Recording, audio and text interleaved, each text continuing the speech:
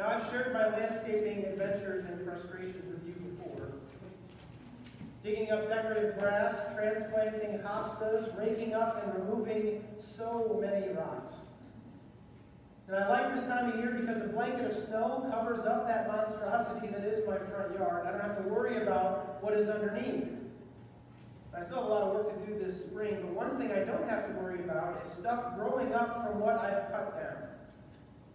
And as I mentioned, there are several stumps in my front yard from scrubby old pine trees that are crumbling and decaying.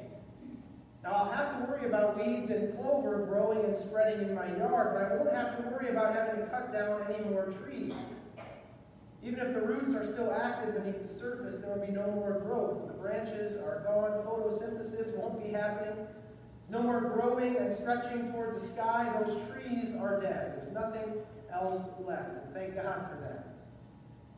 My only hope now is that they continue deteriorating so that I can eventually plant grass and grow over them. That's my next hope. Well, we're in the second week of Advent now, and the third message in this series of O Antiphons that address this season of preparation and longing. And we've talked about Jesus as our wisdom, the one who gives order and structure to our lives. We've sung about him as our Lord, our great lawgiver who protects and delivers us with and by the law. And today we continue that longing for the Messiah in yet a different way. This morning we will continue studying this promised deliverer by focusing in on the title given in Isaiah 11. And depending on what resource you look at or what translation you like, the title may look slightly different. It's the root of Jesse, the flower of Jesse's stem, the rod of Jesse, the shoot that grows from the stump of Jesse. Our antiphon in the hymn says, branch of Jesse's tree. And our title says, O radix Jesse, which is the root. And for our purposes, I'm going to use the words of Isaiah when he describes the coming Messiah as a tender shoot that springs from the stump of Jesse's tree. And the picture given in Isaiah is simple yet beautiful. And the more I thought about it, the more I thought of its implications for us, the more I began longing for it and longing for him. And I thought about those obnoxious stumps in my front yard. I thought about Jesse's family, the promised line of God. I thought about what they were and what they had become. I thought of what they represent and how God uses each. I'm going to spoil the sermon now by explaining the main point if you haven't gotten it already. What you think is over isn't. What you think is dead and gone with is far from finished. That is the lesson for today. That's the gospel truth that should lighten our hearts with hope and cause us to long for Jesus this morning. And when you look at a stump, you don't expect anything to happen. You don't see potential, you don't see life, you don't see anything but a dead stump. Something was there, but not anymore. It's gone. It's over with, out of the way, removed from sight and mind. And all that is left is the reminder of death, of life cut short, cut off, and nothing more. I would be shocked to find something growing out of the decaying stumps in my front yard. And the only time I give them any thought is when I'm tripping over them trying to clean up the rest of my yard. Stump isn't good for much. Maybe a spot to sit and rest, but not much else.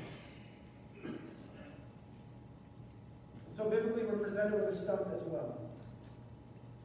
The stump of Jesse takes center stage in our antiphon and our readings, and that's important. And it's important because of what a stump means and what it represents.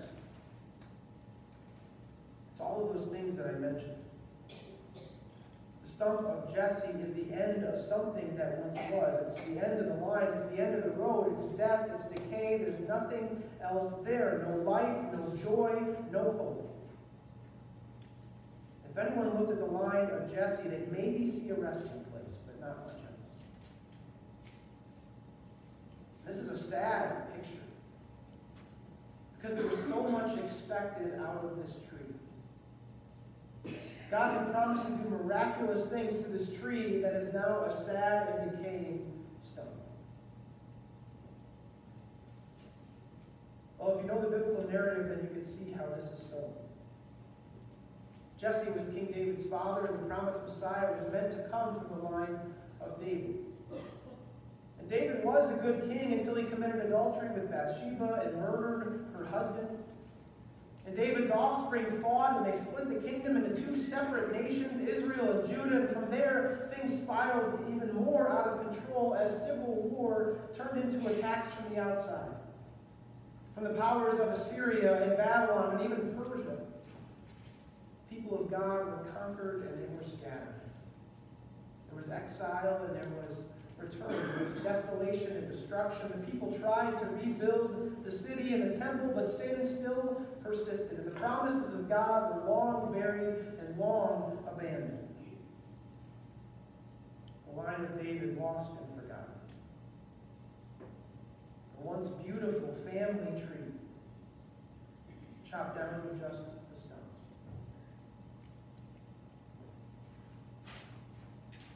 So this leads us to think of our own lives. As we look to the arrival of Jesus, as we long for his coming, what does it mean for him to be that tender shoot? Well, just like this chopped down tree of Jesse, there are things in our lives that we have given up hope on. We've given up on trying to reconcile with our siblings. We've given up on our pursuits towards wellness as we continually face health problem after health problem. We've given up on those we've tried to witness to. There's depression that's just overshadowing you, and addictions that are just overwhelming you. It just seems like all of these things have gone on for far too long. The battle has been raging for what seems like years. We've faced too much, and nothing is going to change, and I'm tired. I was once hopeful, but now it just seems over. It's nothing but a dead stone. There's no life there, there's no joy, no hope, just death and decay and despair. Whatever situation you're thinking of, you can see it there as a stone. What was once a beautiful tree, endless possibilities, thriving relationships, physical and mental well-being, under control and healthy, is now a chopped down tree, a deteriorating stump. Maybe they've been that way for so long you've begun to even forget about them. You may trip over them every so often as you gather with family, as you get that yearly checkup, as you pass milestones with loved ones now long gone. Hopes and dreams gone, almost taken from you. It's a lonely and desperate place staring at that stump. Staring at what will never be.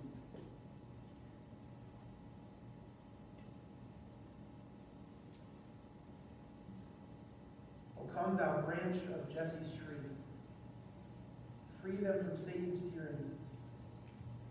And trust thy mighty power to save and give them victory o'er the grave. Jesus, as the tender shoot rising up out of the stump of Jesse, greets us with this comforting message. What you thought was over isn't. There's no such thing as dead and gone with Jesus. There's no such thing as over and done with when Jesus is involved. There's no such thing as done in and done for once Jesus enters the scene. And all the things you've given up on and left for dead, Jesus promises more. There's still life in those dead places.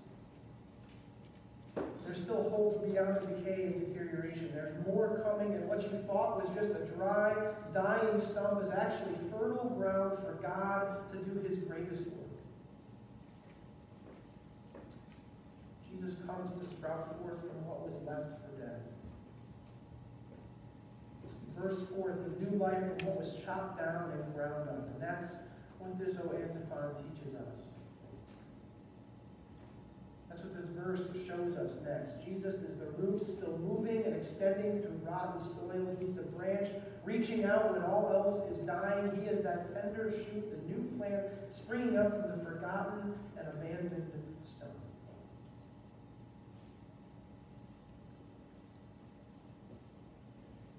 In this season of longing, Jesus comes to be that righteous branch. As we step back and survey all in life that frustrates and brings us to despair, we see him sprouting through the dead and hopeless places to renew and refresh us. He's the answer to that longing. He's God's response to the things that we've given up on. He's the solution to all of the sin in ourselves that seems to be on repeat, that cycle of sin that we struggle so hard to break. He comes to break through all of it, breaking through our sin by the cross, conquering death and decay through his resurrection.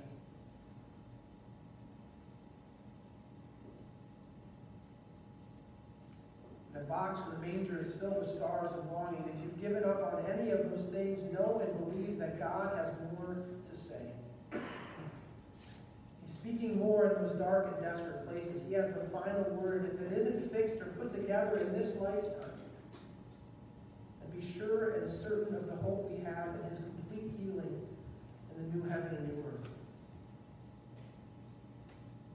The battle is far from over. Satan, sin, and self do not have the victory. Death is not the champion and puppet master of our lives. God orders all of creation. God will fix it. God will sprout forth. He still has something to say, something to do through that tired, old stump. So lift up your heads. Let this gospel refresh you. Let it rejuvenate you. Let it re-inspire your hope and your prayers. We don't expect or anticipate anything blowing up from this stuff. Yet Jesus comes. This baby is born as a sign that we shouldn't give up. What we thought was over isn't. God hasn't relented or forgotten. Jesus comes to heal the lame and the blind. He resurrects the dead.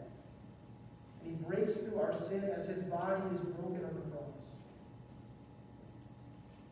There is no reason for hopelessness. There's no reason for despair and frustration. God is still moving. He's still working. It isn't just a dead stump.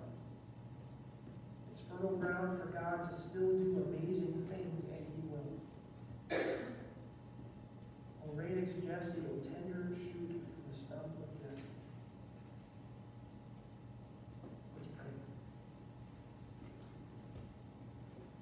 Dear Jesus, come and show us hope. Come and open our eyes to how you work in our most desperate situations. You are our wisdom. You are our Lord. You are our hope in all circumstances. Strengthen our resolve and inspire our prayers. Cause us to see you working in everything that we've given up on, and cause us to hope in what we haven't seen yet. We don't expect much in the stump-like situations, yet you tell us it isn't over. So we thank you for that incredible gospel. As you know, we long for it. We long for you as our Savior. We long for this tender shoot that guides our hearts and strengthens our faith. We pray and trust in his